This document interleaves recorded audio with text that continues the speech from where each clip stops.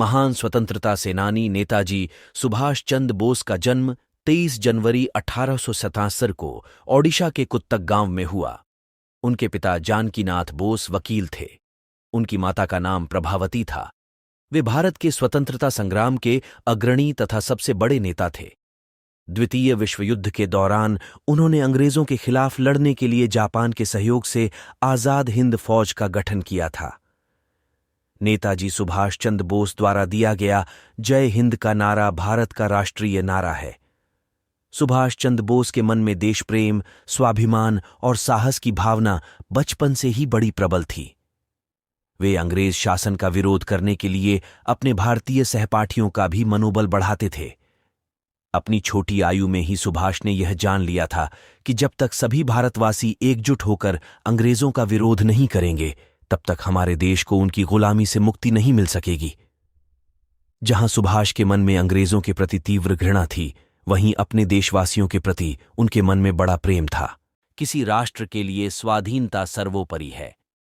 इस महान मूल मंत्र को शैशव और नव युवाओं की नसों में प्रवाहित करने, तरुणों की सोई आत्मा को जगाकर देशव्यापी आंदोलन देने और युवा वर्ग की शौर्य शक्ति उद्भासित कर राष्ट्र के युवकों के लिए आज़ादी को आत्म प्रतिष्ठा का प्रश्न बना देने वाले नेताजी सुभाष चंद्र बोस ने स्वाधीनता महासंग्राम के महायज्ञ में प्रमुख पुरोहित की भूमिका निभाई। नेताजी ने आत्मविश्वास, भावप्रवणता, कल्पनाशीलता और नवजागरण के बल पर युवाओं में राष्ट्र के प्रति मुक्ति व इतिहास की रचना का मंगल शंखनाद किया। मनुष्य इस संसार में एक निश्चित निहित उद्देश्य की प्राप्ति, किसी संदेश को प्रचारित करने के लिए जन्म लेता है। जिसकी जितनी शक्ति, आकांक्षा और क्षमता है, वह उसी के अनुरूप अपना कर्म क्षेत्र निर्धारित करता है। नेताजी के लिए स्वाधीनता जीवन मरण का प्रश्न बन गया था। बस यही श्रद्धा, यही आत्मविश्वास जिसमें ध्वनित हो, वही व्यक्ति वास्तविक सृजक है। नेताजी ने पूर्ण स्वाधीनता को राष्ट्र के युवाओं के सामने एक मिशन के रूप में प्रस्तुत किया। नेताजी ने युवाओं से आह्वान किया कि जो इस मिशन में आस्था रखता है, वह सच्चा भारतवासी है।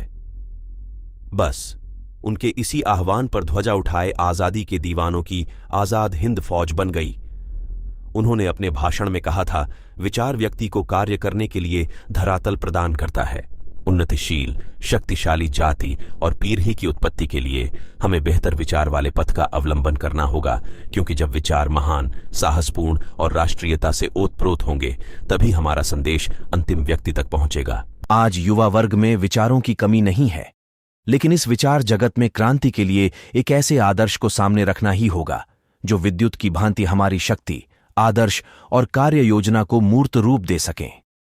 नेताजी ने युवाओं में स्वाधीनता का अर्थ केवल राष्ट्रीय बंधन से मुक्ति नहीं, बल्कि आर्थिक समानता, जाति भेद, सामाजिक अविचार का निराकरण, सांप्रदायिक संकीर्णता त्यागने का विचार मंत्र भी दिया।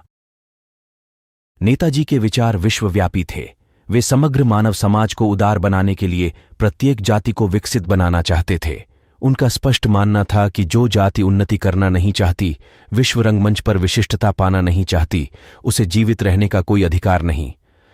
नेताजी की आशा के अनुरूप इस जरा जीर्ण होते देश का यौवन लौटाने के लिए प्रत्येक व्यक्ति को आज दृढ़ संकल्प लेना होगा।